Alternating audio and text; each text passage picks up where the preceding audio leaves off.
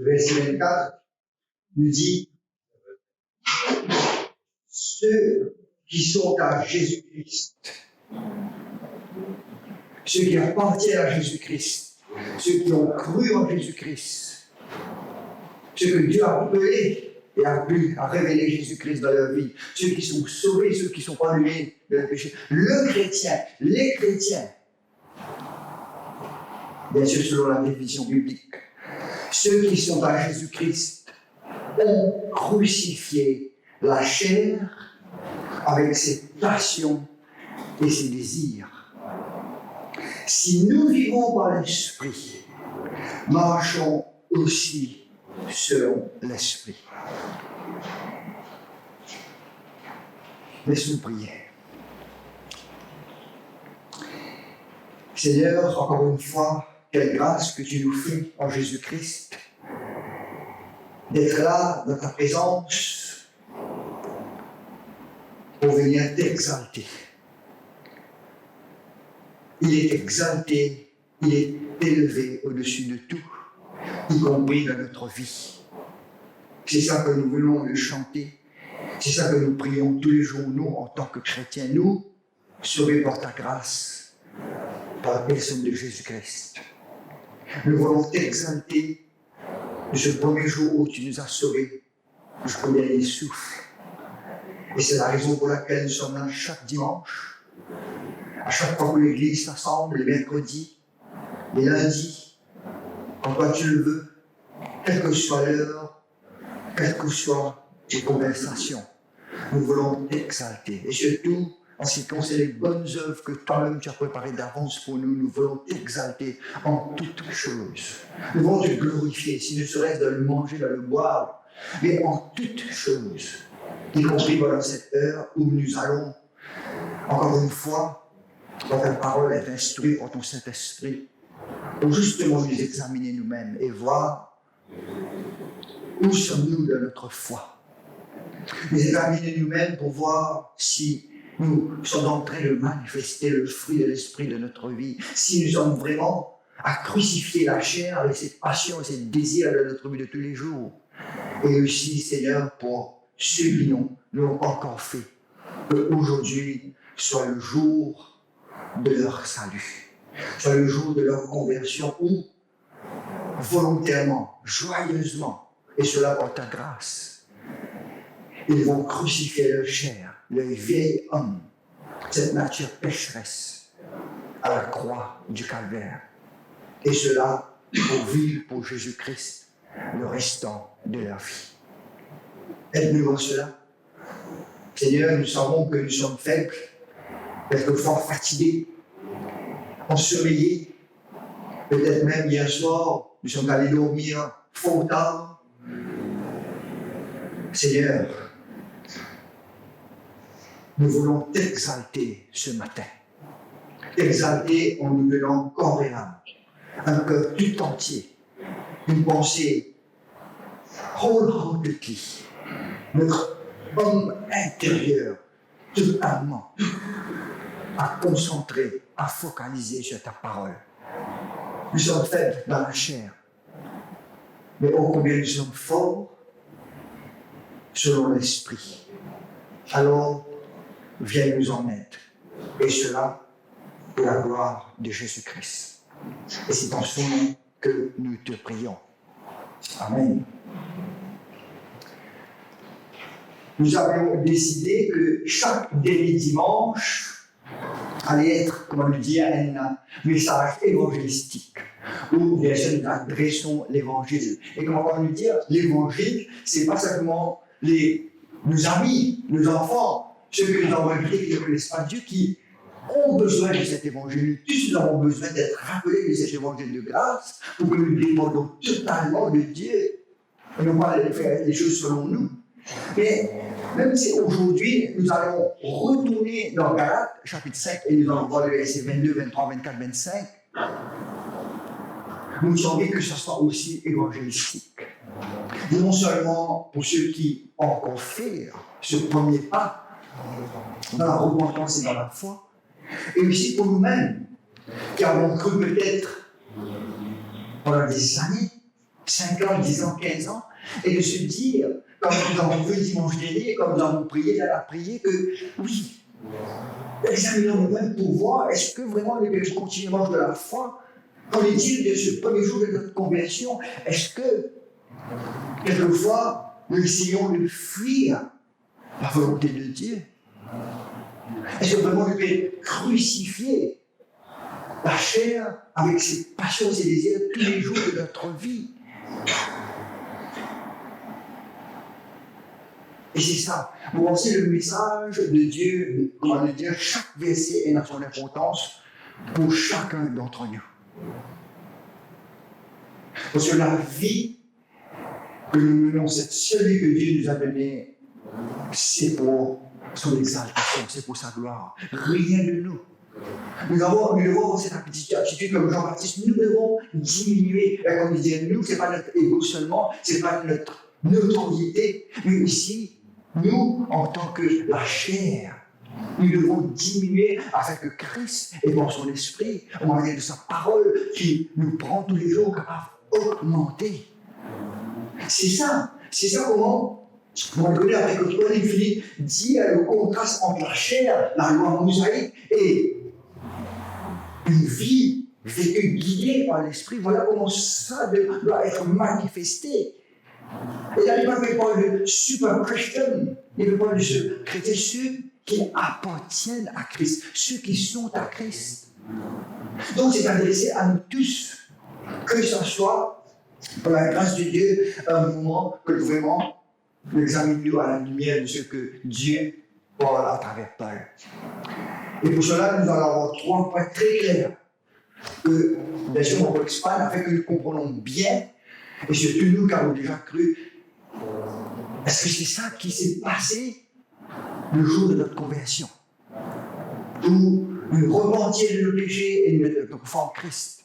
Le premier point, c'est que justement Christ a crucifié notre chair. Bien sûr, quand on dit notre, c'est ceux qui appartiennent à Christ. Christ a crucifié notre chair avec ses passions, ses désirs à la croix. Et le chrétien, pas comment nous entendons couramment dans le monde, dans les églises, mais le chrétien bibliquement, celui qui a été régénéré par le Saint-Esprit, celui que Dieu a élu, le Christ est mort pour lui, le Saint-Esprit a régénéré le chrétien, a crucifié sa chair avec ses désirs et ses passions à sa conversion. Et le chrétien crucifie. Une distinction entre le passé et le présent. Le chrétien crucifie sa chair avec ses passions et ses désirs tous les jours de sa vie. Voilà les 3 points qui suivent la liste, le fruit de l'esprit: love, joy, peace, patience, kindness, goodness, gentleness, faithfulness, self-control. Mais avant que nous touchions à ces 3 points, regardez qu'est-ce que Paul dit tout de suite après avoir donné cette liste, qu'on ne connaît pas exhaustive, pas complète, et attend le caractère de Christ qui n'est pas mentionné dedans, cette perfection, cet embodiment. Et regardez qu'il dit, la loi n'est pas contre ces choses. La loi n'est pas contre ces choses. Dans quel sens? Quand il dit against such things, there is no law. Et là, nous devons comprendre, bien sûr, l'argument que Paul a posé depuis le début de cette lettre, où il fait le contraste entre la grâce et la loi mosaïque. Et qu'est-ce que la loi lui disait? Il faut qu'il y ait cette liste of do's and don'ts. Il y a des choses que le juif, sous l'Ancienne Alliance, pouvait faire, et il y a des choses qu'il ne pouvait faire. Il y avait des restrictions. Et bien sûr, s'il désobéissait à un commandement qui méritait la mort, pas de négociation, pas de grâce. Il devait être lapidé à mort. Mais par contre, ce péché involontaire, par ignorance, ou même volontairement, qui ne méritait pas la mort, voilà la loi. Voilà la loi, ce que la loi demandait, une liste de sacrifices, d'animaux, tel, tant, comment. Donc, ce qui veut dire, la loi, sous l'Ancienne Alliance, avait des limites, des restrictions. Que vous pouvez faire autant et ce serait suffisant. Vous ne pouvez pas faire autant et ce serait suffisant. Et là, quand Paul nous adresse maintenant le chrétien, qu'elle soit juif ou non juif, de la nouvelle alliance. Et nous, quand par l'Esprit de Dieu, nous vivons et nous manifestons le caractère ou les caractères de Christ, qui est l'amour, la joie, la paix. Et là, il n'y a pas de limite. Il n'y a pas de restriction. Mais bon, vous dire, hey, vous avez ce frère montré autant d'amour, on va arrêter. Autant que Dieu, selon la loi, bien sûr, nous fait tout le monde nous dit ces bonnes œuvres, ces manifestations de bonnes œuvres que Dieu, pas quelquefois nous, que Dieu a préparé d'avance pour nous, nous sommes dans une généralité, en abondance, nous montrer tout ce que nous voyons là, cette liste. Et cette liste de notre caractère, nous devons le manifester autant que le Saint-Esprit nous conduit et nous empower. Pas de limite. Pas de limite. Et bien sûr, éventuellement, nous retrouvons la loi de Christ. Nous savons que, et c'est pour cela que Paul va dresser la chair, nous savons que tant que nous vivons dans cette vie ici-bas, dans la chair qui est en conflit avec l'esprit, vivant même avec notre épouse en tant que pécheurs, vivant même en tant que frères et sœurs, qui sont pécheurs comme nous dans ce monde de péché qui fait à la débauche, le mal en pis, il ne nous suffit pas l'amour, la joie, la paix. Pas parce qu'ils ne sont pas parfaits, pas parce que l'Esprit Saint n'est pas puissant, mais parce qu'à cause de notre cœur, encore régénéré et encore pécheur, nous avons besoin d'une loi. Une loi qui nous cadre dans toute la loi de Dieu. Le Nouveau Testament, l'Ancien Testament, avec ces lois, bien sûr, on peut interpréter maintenant à la lumière de Christ. Donc, ce qui fait, même si le chrétien est appelé à ne pas montrer aucune limite dans son amour, dans sa joie, dans sa paix, dans sa longanimité, dans son pardon, dans sa gentillesse. Mais nous avons besoin que la loi nous dirige, nous guide. Pas parce que ces choses ne sont pas parfaites, c'est Christ Jésus lui-même, mais parce que la chair est en conflit avec l'esprit. C'est pour cela que de temps en temps nous devons être rappelés, réprimandés, corrigés, tout en être encouragés et exhortés à poursuivre cette marche. Voilà le pourquoi. Oui, sont ces choses, pas besoin de loi, mais nous avons besoin d'une loi. Ce n'est que quand nous allons arriver à la perfection, à la présence de Dieu, de connaître quelles sont les deux seules lois qui vous rédigent la vie chrétienne. L'amour, aimer Dieu, quoi? De tout son être, de toute son âme, de toute sa force, de toute sa pensée, de toute son âme. C'est là, avec lui, que nous sommes capables de faire ça, n'est-ce pas? Et l'autre, c'est aimer son prochain comme soi-même. De cette façon, ce n'est que dans la perfection, hors de la présence du péché, que vraiment nous sommes capables de montrer un tel amour que nous avons besoin de loi. Et tant que nous sommes ici, sur cette terre, tant que nous vivons dans la chair, oui, nous avons besoin de cette loi qui doit nous rédiger, nous corriger et remettre. C'est ce chemin d'amour à obéir ces deux commandements. Voilà, ouais, ce qui, bien sûr, débouche sur le premier point. Mais avant de voir Galate, je suis sûr que vous suivez très bien le passage que Dan a porté pour nous ce 31 décembre. dans Romains chapitre 6. Ce passage qui nous est mis fréquemment à chaque baptême. Veuillez tourner dans Romains chapitre 6 et nous voulons à partir du verset 1 à 7 et nous regardons ce premier point qui nous dit que Christ crucified the flesh. Christ a crucifié au passé la chair avec ses passions, avec ses désirs à la croix.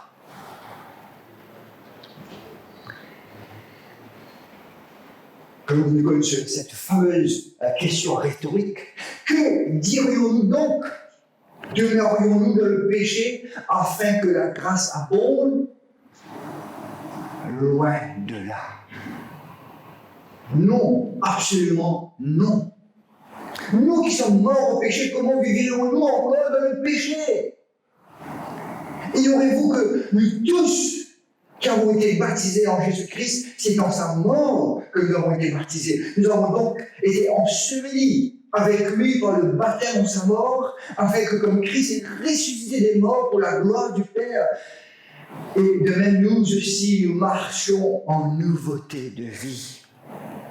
En effet, si nous sommes devenus une même plante avec lui par la conformité à sa mort, nous le serons aussi par la conformité à sa résurrection. Et regardez le verset 6. Sachant que notre vieil homme,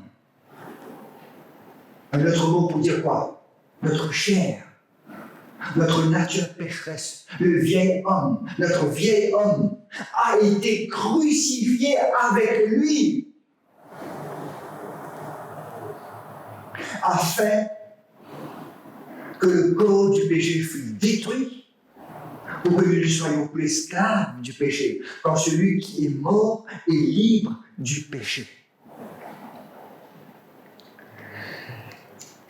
Comment beaucoup de commentateurs vous diront que le Nouveau Testament a été écrit en grec, dans la langue des plus précises.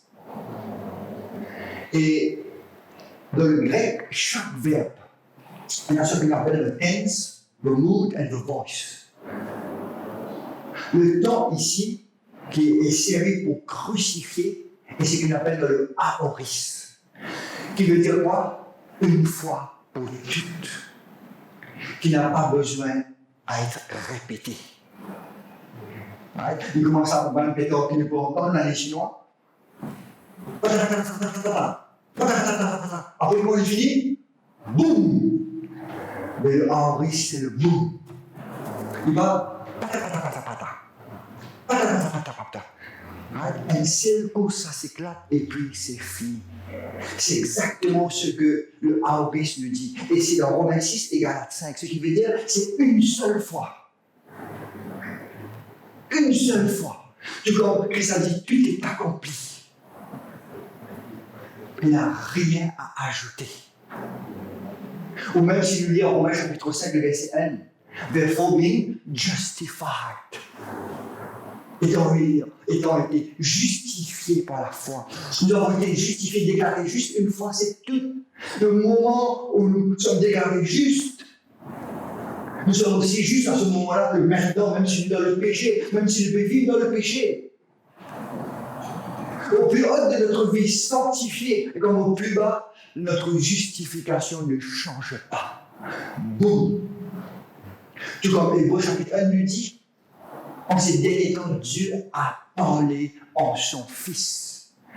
Oui, bien avant, il parlait à plusieurs reprises, dans plusieurs façons à des prophètes. Mais là, dans ces derniers temps, Dieu a parlé un point. C'est tout ce qui veut dire, vous êtes pas la peine d'avoir des pages blanches à l'oreille de votre Bible pour dire, voilà, Dieu a parlé, voilà. Non. Dieu a parlé. Et c'est la même chose ici. Que Christ, sur cette croix, il a crucifié avec lui notre chair. Voilà le temps à Aoris. Et je veux dire quoi maintenant? Quel est le voice? C'est qu'il appelle, c'est passif. Passif veut dire quoi? Pas actif. L'exemple, c'est que je suis en train de prêcher et vous êtes passif dans le sens que ce n'est pas vous qui prêchez, mais on revient actif dans l'écoute. N'est-ce pas? En ce qui concerne le verbe de la prédication, vous êtes passif. Mais dans l'écoute de la parole, vous êtes actif. Donc, dans Romains chapitre 6, ce que Christ a fait a été sur cette croix pour nous, c'est que nous ne participons en aucune façon à cette crucifixion. Christ a pris sur lui notre chair. Qui veut dire quoi? Qu'est-ce qui s'est passé sur cette croix? Bien souvent, nous parlons de nos péchés ont été pardonnés. Mais c'est une façon aussi de dire que notre chair, avec ses passions, ses désirs, a été crucifiée. Donc sur cette croix, en nous pardonnant nos péchés et en crucifiant notre chair, Christ a garanti notre salut. Christ secured our salvation, avec que quand, au moment opportun, quand l'évangile va être prêché, pour grâce, nous allons répondre à ce que Christ a fait pour nous. Donc voilà ce que Romains nous dit, que Christ a pris avec lui notre chair, a crucifié notre chair avec lui sur cette croix, pour garantir notre salut. Nous qui avons déjà cru et qui vont croire en lui. Voilà où ce mot crucifié, elle a toute son importance. Et puis bien sûr, on retourne dans Galates. Et là, il dit à Galates chapitre 5, verset 24, et maintenant, ceux qui sont dans Jésus-Christ, est-ce que vous êtes dans Jésus-Christ? Oui, qu'est-ce que nous avons fait? Nous avons crucifié la chair avec ses passions et ses désirs. Et c'est là où, comment nous dire, de cette œuvre parfaite que Christ a accomplie sur cette croix, le fait qu'il nous a pardonnés, le fait qu'il nous a crucifié notre chair, et comment nous dire, au moment voulu, le jour de notre conversion. Quand l'évangile rend nos oreilles spirituelles, et que le Seigneur a fait grâce pour vraiment ouvrir sa oreille grand ouvert, les yeux grands ouverts. Que bien souvent on appelle quoi? Le jour de notre salut. Nous avons qui nous fait repentir. Et croire en Christ, c'est une autre façon de dire la repentance et nous mettons la foi en Christ. Et le mot là, crucifié, ceux qui sont dans Jésus-Christ ont crucifié, c'est dans le même temps, aoris, une fois pour toutes. Cette repentance qui mène au salut. On va vous dire, allez-vous cette repentance quotidienne. Cette crucifixion de la chair, une fois pour toutes, décisif, sans pitié. Et là, déjà, je vous ai posé cette question, est-ce que je l'ai vraiment fait dans ma vie? Sachant que nous vivons, beaucoup d'entre nous, des églises arméniennes qui même vraiment prêchent cette vraie repentance. Et bien, ce jour-là, ça a été boum. À ne jamais répéter cette repentance pour être sauvé. Et au contraire de Romains 6, chapitre 6, c'est pas une passive voice. Au siège de Philippe, c'est quoi? C'est le active voice, qui veut dire ce moment opportun, le jour, le moment de mon salut. C'est pas maman, papa qui le repentir pour moi. C'est pas même Christ qui le repentir pour moi. Ce n'est pas même le Saint-Esprit qui les repentit sur moi, mais par sa grâce et par l'œuvre qu'il a déjà fait. Et que le Saint-Esprit maintenant me régénère, et en conséquence de cela, moi, le chrétien, à ce moment-là, et comme de nous d'aujourd'hui, nous pouvons dire, j'ai crucifié la chair avec toutes ses passions et ses désirs. Je me suis repenti. Et là, encore une fois, on remet l'emphase. C'est tous ceux qui appartiennent à Christ. Donc, vous êtes le moment de notre salut, et c'est pour cela que, comme on dit, l'évangélisation qu'il nous fait aujourd'hui est importante. Et super important, que nous êtes capables d'apporter chaque pécheur, consciemment, délibérément, volontairement, à crucifier la chair, à se repentir et mettre sa foi en Jésus-Christ. Et c'est pour cela que je dis, quelles que soient les années, le nombre d'années que nous passons avec Christ, si nous ne l'avons jamais fait, cela équivaut que nous n'avons jamais repenti. Et nous n'avons pas envie que nous trouvions dans Matthieu chapitre 7, mais Seigneur, Seigneur, en 1969, le 25 décembre, 4 heures de l'après-midi, quand l'évangile prêchait, mon grand toi. Qu'est-ce que cela veut dire? Est-ce que vraiment tu le réalises? Qu'est-ce qu'on demandait souvent quand on nous dit crucifier, nail to the cross, quand on nous dit repentir, c'est quoi? It's a change of mind. On va about a change, une transformation dans la vie, dans la direction. Est-ce que ce moment de notre conversion, we change our mind en ce qui concerne Dieu? Et ne nous trouvez pas simplement comme Santa Claus, comme le Dieu amour, amour, amour, mais de le reconnaître, sa sainteté. De le reconnaître qu'il est un Dieu, oui, amour et de grâce, mais aussi, quoi? De justice, de sainteté, un Dieu de jugement. Oui, we change our mind en ce qui concerne Dieu, et we change our mind concernant moi, ma personne, qu'il n'y a rien de bonnes œuvres qui m'en a porté, mais je suis quoi? Dépravé. Au plus profond de mon être, dépravé. Et que rien, absolument rien, qui me capable de faire pour mérite ce salut. Et comme on l'entend mercredi, c'est que maintenant, on réalise que je suis heureux. Elle n'en est du tout. Qu'il n'y a rien de bon en moi, mais si ne serait-ce la grâce de Dieu. Et we change our mind en ce qui concerne la grâce. La grâce est la seule espérance but I can cling to. La grâce en Jésus-Christ seul me sauve.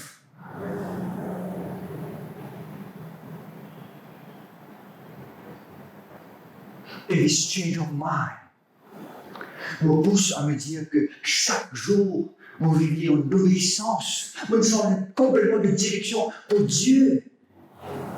Sa parole qui vous prend tous les jours. Il donne-moi une nouvelle affection, non pas pour les choses de ce monde, mais l'affection pour Dieu, pour son peuple. Cette chaîne normale nous pousse maintenant à avoir une ambition, une vision selon Dieu. Et ce qui est normal nous pousse à avoir une volonté qui dit, non pas la mienne, mais que Dieu, la tienne, soit faite. Est-ce que cela est en train de se passer dans votre vie? Est-ce que le jour de votre salut, vous avez crucifié la chair avec toutes ses passions et ses désirs? C'est l'appel que je vous lance, sans distinction, sans exception. Et moi-même, aujourd'hui, vous qui n'êtes pas encore chrétiens, et nous qui le sommes déjà.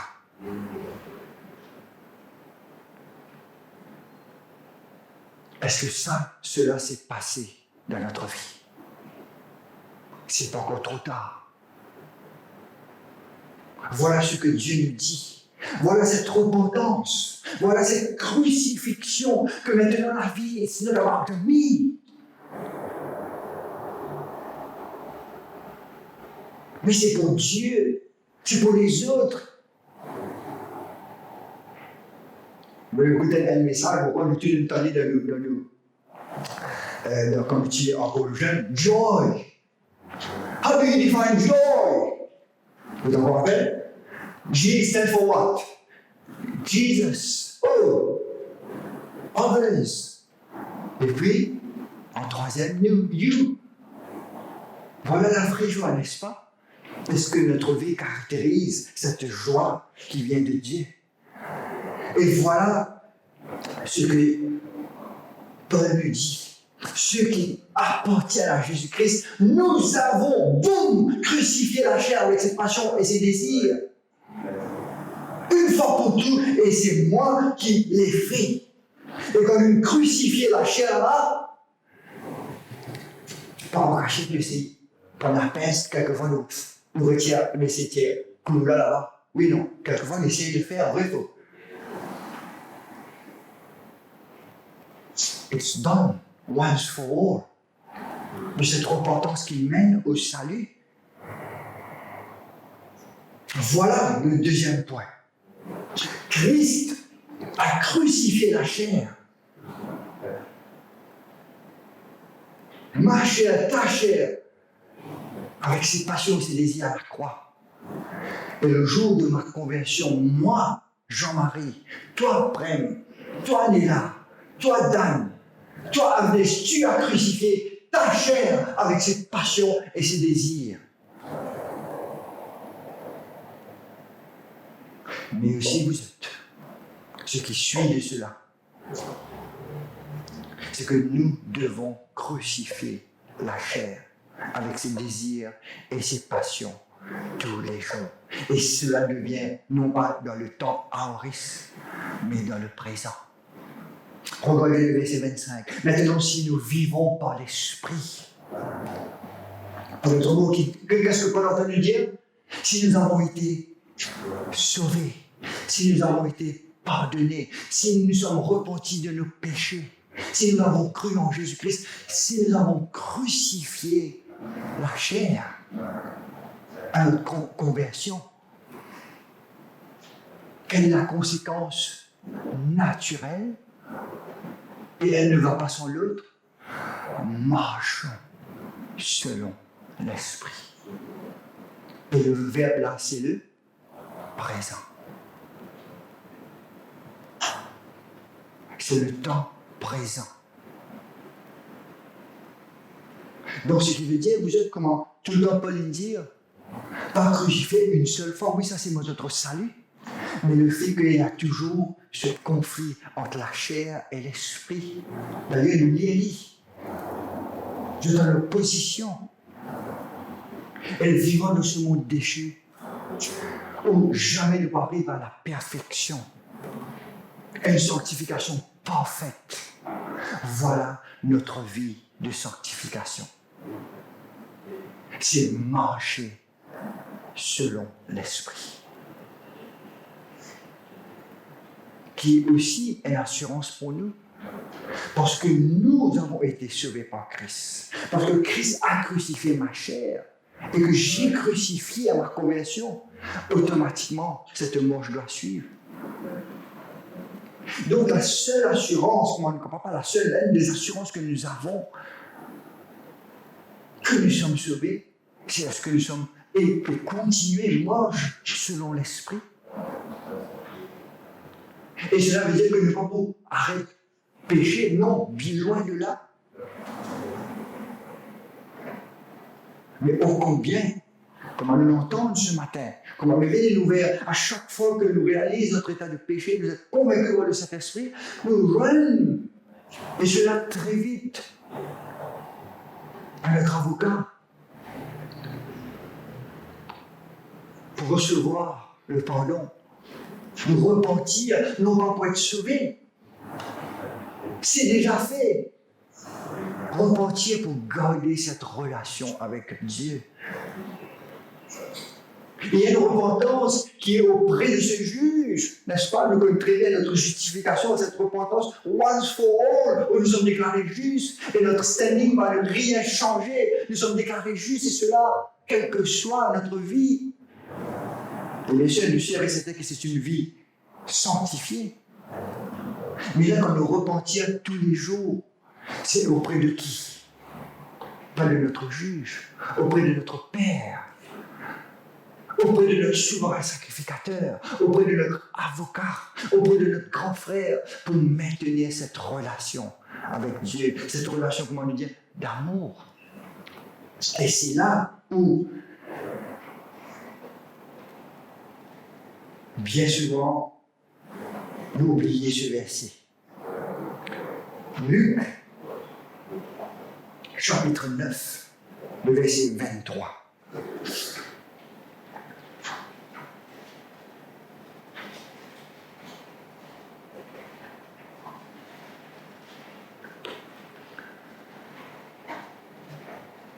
Puis il dit à tous, Jésus, si quelqu'un veut venir après moi, qu'il renonce à lui-même, qu'il se change de sa croix. Combien? Chaque jour. Et qu'il me suive. Qu'il me change de sa croix. Qu'il se change de sa croix par mon bonne femme est payée plein intérieurement, m'emmène-moi la croix. M'emmène-le pour les deux. Ces enfants-là rebelles, c'est moi la croix. Ça n'a rien à faire. La croix, on nous dit, c'est mourir. Mais ce n'est pas seulement mourir physiquement, mais au plus profond, c'est cet renoncement à soi. C'est cette mort spirituelle. À soi, à sa chair, qui se renonce à lui-même. C'est ça, notre vie de tous les jours. C'est cette repentance quotidienne. Et pour celui qui veut suivre Christ, voilà ce qui vous est demandé. You decrease. Comment vous dire au commencement, ce n'est pas le savon de votre ego, mais de cette chair.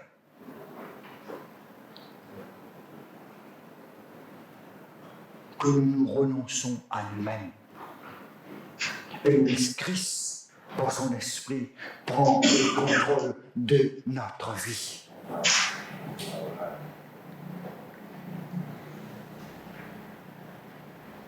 Voilà la croix. C'est le symbole, non seulement où nos péchés ont été pardonnés, mais tous les jours vous êtes. Tous les jours. Qu'il prenne sa croix, comment me lever, mon la croix, de façon métaphorique, figurative. Le Seigneur, ce matin, aujourd'hui, là, le 31 janvier, je vais crucifier ma chair. Et je sors et je vis ma vie. Devant chaque tentation, devant chaque événement, Seigneur, me crucifier ma chair. Voilà ma croix. C'est pas ça, la croix qui nous portait en bois. Et là, je veux partager une petite anecdote avec vous, comme on apprend hier, c'est un enterrement de mon grand cousin, proche. Et là où j'ai appris qu'il y a, parmi les catholiques, qu'on appelle une communauté chemin neuf. Qui vivent en communauté, parce qu'il paraît qu'il y a une uniformité. Puis des gens bizarres en moto, autres chemises blanches, caleçon beige avec un petit lacroix, qui vraiment dévoués pour vivre la vie sainte. Comme si je dirais dans l'église catholique, il y a une partie qui est appelée à vivre une vie différente. Mais ça n'applique pas à nous.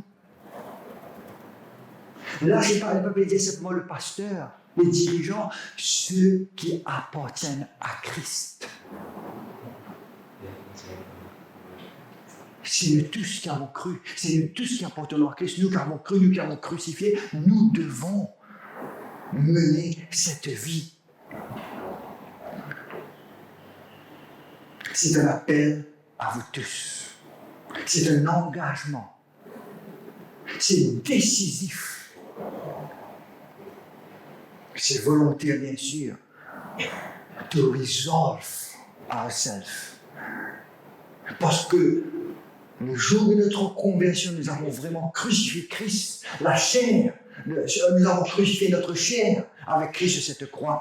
Tous les jours, m'emmène-moi la croix avec moi pour crucifier ma chair avec toutes ses passions et ses désirs. Et je termine avec ce verset dans Romains chapitre 8, retourne cela.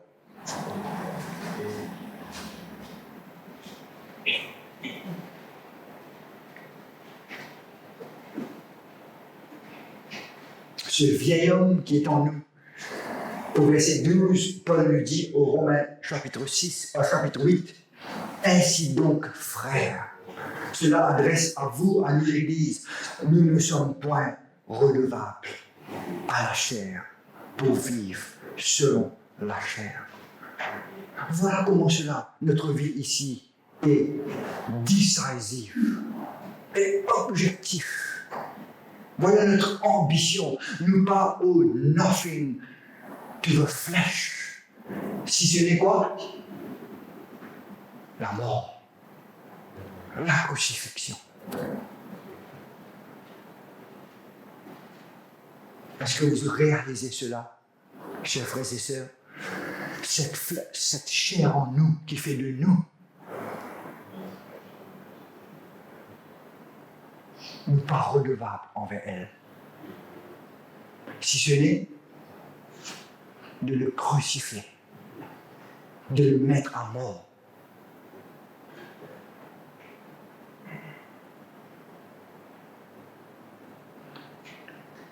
C'est pour cela qu'on a tout le temps lui dire, quel que soit l'homme extérieur se détériore. Pas qu'il ne va vous dire, ne pas pour prendre soin de lui, bien sûr, mais ce n'est pas notre priorité. L'autre jour, une sœur qui demande moi, ça t'y bout de mal en problème. Moi, je me dis, s'il y a un problème, vous n'êtes pas dans le silence, vous dites, il y a un problème. Là, comment je trouve, mon frère, je me trouve flou, comment on me dit, bien sûr, vous avez un opticien. Mais ce n'est pas la fin. À cette chair, qui nous peut attendre de cette chair? C'est la mort physique, mais aussi cette mort spirituelle tous les jours. Et puis continuez, vous êtes. Si vous vivez selon la chair, à satisfaire ses désirs, à satisfaire ses passions, vous mourrez. Mais si par l'esprit, vous faites mourir les actions du corps, vous vivrez. Pourquoi? C'est la même chose que Paul lui dit. Car tous ceux qui sont conduits par l'esprit de Dieu sont fils de Dieu. C'est vice-versa. Voilà le message que Dieu a pour nous. Mais ce n'est pas pour renier la réalité que quelquefois le péché est si plaisant et si attractif. D'ailleurs, c'est la raison pour laquelle vous êtes. Nous devons le crucifier. Le péché nous séduit de notre chair. Oui, c'est la réalité. C'est pour cela qu'on dit ne pas traiter rien à la légère en ce qui concerne le péché. Il n'y a pas de péché mignon pour nous. Si nous vivons par l'esprit, si nous sommes sauvés, si nous avons crucifié la chair, si nous sommes chrétiens, marchons selon l'esprit. Quotidiennement, avec constance, avec consistance. Amen. Amen. Seigneur notre Dieu, notre Père, encore une fois, merci pour cette parole, l'épée de la parole, l'épée de l'esprit, qui nous a tranchés, qui a jugé nos motivations, les désirs de ce cœur que toi-même tu as régénéré, que tu connais plus que nous-mêmes. Cette parole qui connaît peut-être quelques passions qui nous fait cultiver, qui ne te font pas gloire et honneur, ces péchés, entre guillemets, mignons, que nous ne traitons pas à la légère. Seigneur, nous les confessons à toi. Et nous te demandons